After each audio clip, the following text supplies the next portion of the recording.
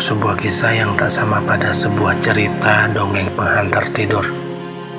Akhirnya, cerita ini akan tertuang dengan sentuhan kata dan gerak tubuh bermakna isyarat bahwasanya ingin merasa adil adalah pilihan semua orang, bukan? Salahkah dengan mereka yang terlihat berbeda? Salahkah dengan mereka yang tidak seberuntung kita? Dan apakah mereka bisa memilih beruntung seperti sebagian banyak orang?